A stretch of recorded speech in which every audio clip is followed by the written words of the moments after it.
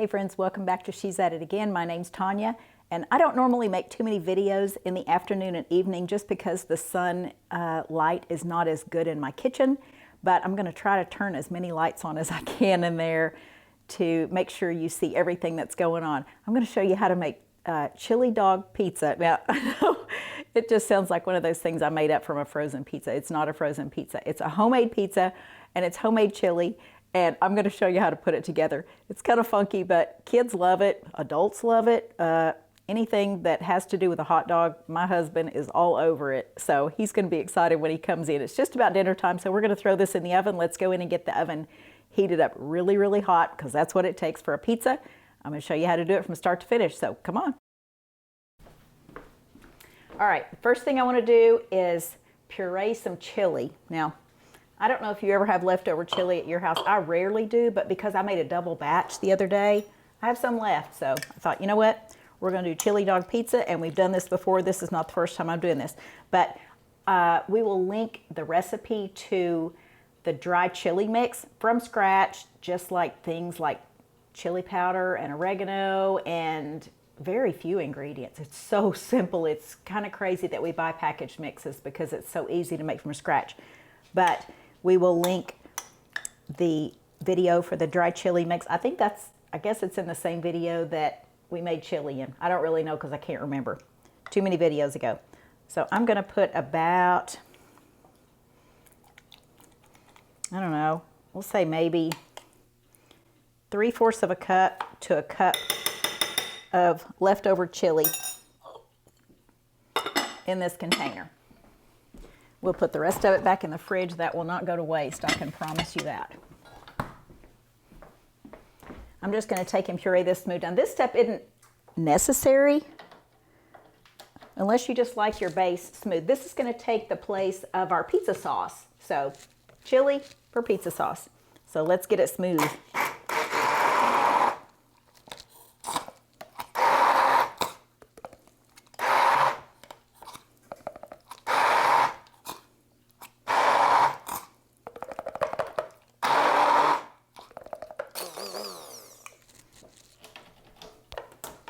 If you don't have an immersion blender, you can use a potato masher.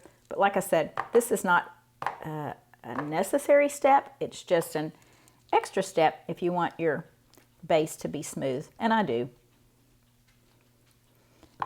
I made my chili with pinto beans in it, so it just keeps it from being a little lumpier.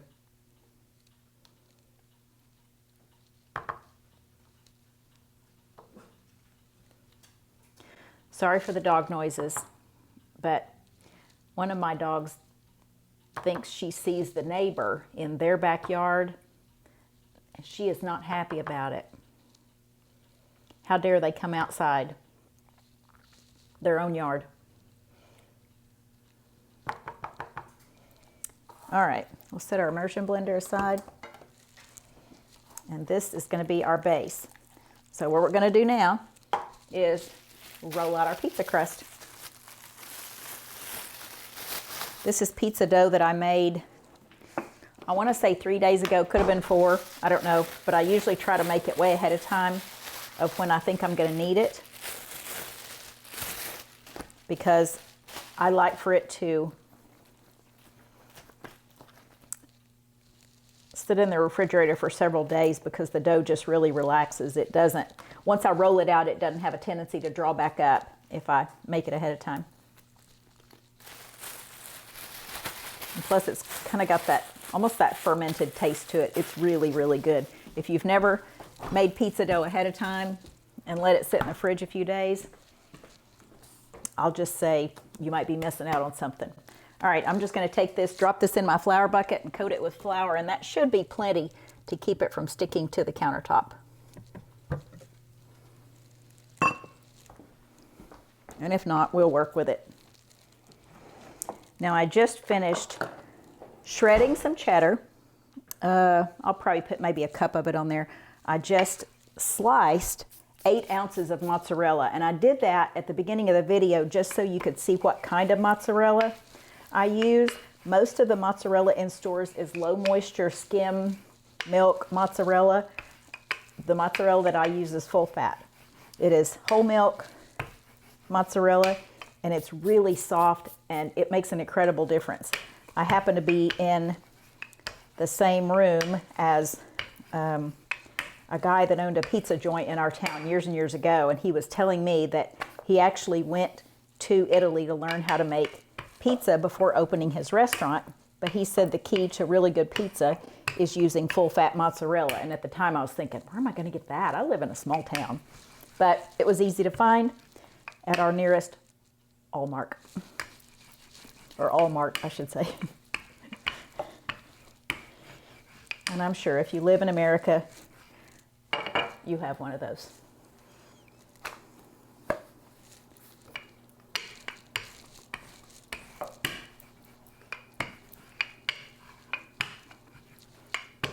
All right, so this is my recipe for pizza dough. Makes enough for 2 crusts. So I'll use this one to make this pizza tonight, and I'll probably make one toward the end of the week with the rest of the dough. I've had that dough sit in the refrigerator up to a week and a half, and it just gets better. I just, you know, as weird as it sounds, you'd think, oh, you let it sit in the refrigerator that long? It's so good. And it behaves itself when you roll it out. All right, I'm going to try to get this into as much of a round shape as I can. It doesn't always turn out that way, but that's okay.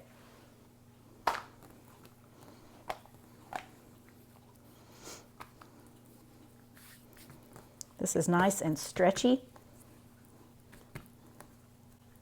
And if I knew what I was doing, I'd toss it up and do some kind of tricks, but it would definitely land on the ceiling fan, and that'd be the end of that video.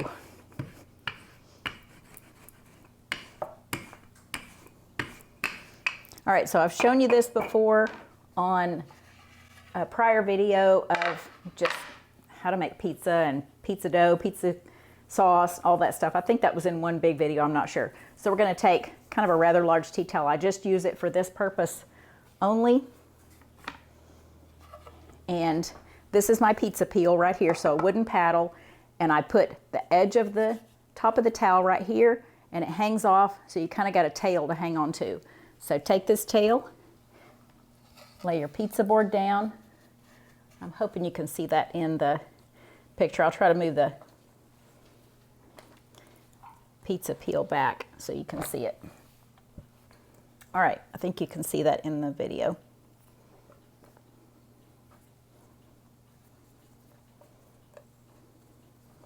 And I'm going to tuck it under on the edge. It doesn't necessarily need it. Really, the only reason I do that sometimes is if the sauce is a real runny sauce and I don't want it running off the edge, then I'll tuck it in, but this one's just kind of big on the edge, so I'll tuck it in all the way around.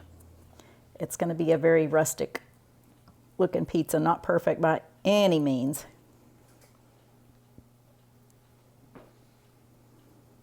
But it's going to taste oh so good.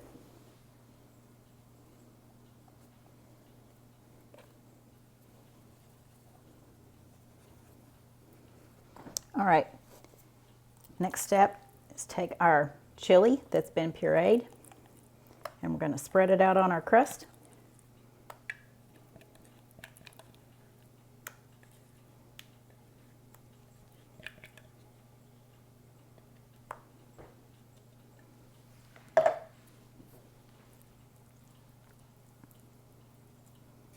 And I have my oven set to 475. If you want your oven hotter, feel free to go up to 525 if you feel safe in doing that. Mine does great at 475. And you want to make sure you have your pizza stone on the very bottom rack of your oven. And let the pizza stone heat up when you heat your oven up. So my pizza stone stays in my oven all the time. So right now, it's not only on the bottom rack, it's on the bottom floor of my oven. You want it as low as you can get in there. Okay, that looks like a pretty good amount of chili on there. If I did anything different, it would just be put less on there, but I think this will be fine. I see one bean that missed the execution. It's a whole bean in there, but that should be okay too. We're not freaked out about beans. We know they're in there. All right, next step. Okay, I don't need this anymore. Next step, we're going to put our mozzarella on there. This is my sliced mozzarella that I put at the beginning of the video. And if you can grate this with a grater, you're a better person than I am. It just is so soft, you cannot grate this with a grater without just pushing it into the holes. I would say get you a really sharp knife and just be prepared to take your time and slice it up as best you can. Please, please, please, I beg of you, do not use pre-shredded mozzarella. It has cellulose on it. It does not melt the way cheese is supposed to melt. This is just the antithesis of pre-shredded mozzarella in that it's super soft. It's almost sticky. It's so soft. But it is fabulous, fabulous, fabulous. But again, don't try a shredder. Just cut it with a knife. All right, next thing we're going to do is put a little bit of cheddar on there, because who doesn't like cheddar on their chili dog? I'm going to shake this up. I just shredded this right before I sliced up the mozzarella. And you can put this in little blobs on there or just sprinkle it over the top. So not a lot. This is not your dominant flavor, but just want enough on there because I like cheese on my chili dog. And since I'm the one that came up with this, I'm just going to do it the way I eat it. All right, next thing we're going to do is put our onions on there. This is just, I don't know, maybe 1/4 cup of onions. If you don't like onions on your chili dog, then by all means leave it off. I'm not a real fan of raw onions unless it's just in a salad or something. As a kid, I just thought that was almost traumatizing for somebody to try to get me to eat an onion. I had a great uncle that tried to trick me into eating onion one time. He said, if you put it on bread, make a sandwich out of it, you can't taste it. And you know, in my 5-year-old mind, I didn't know to come back with, well, if I can't taste it, why am I putting it on a sandwich? Well, he tricked me into taking a bite of it. And that was enough for me. I didn't eat onion for a long time after that. Terrified of them. But then, the older I got, I realized that a cooked onion does not taste the same as a raw onion. So I like cooked onions. And onion rings, I like those a lot too. All right, get your onions sprinkled in there. These are uncured hot dogs. Just find the best ones you can. I'm just letting you know the information. Do with it what you want. Cured hot dogs have nitrates and nitrites in them. Those are carcinogenic. And I mean, it is a hot dog, but let's not go overboard with just trying to eat bad things.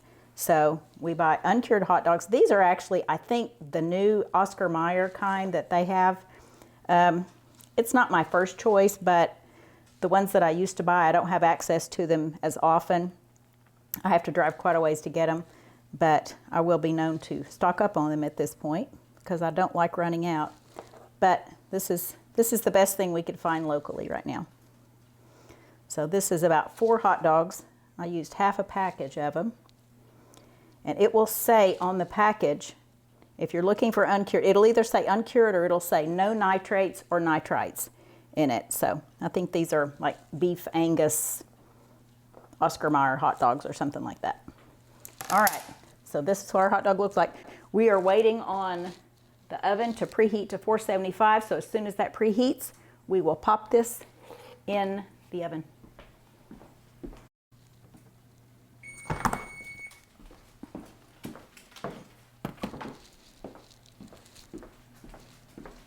Okay, that was our buzzer for our oven. We're going to put this in here.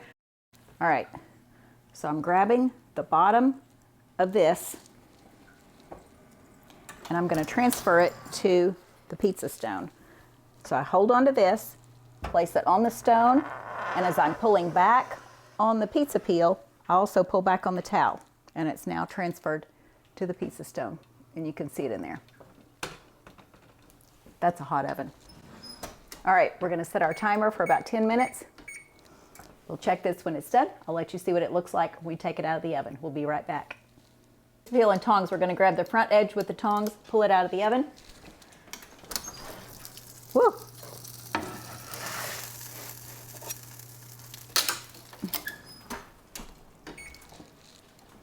And this is what it looks like.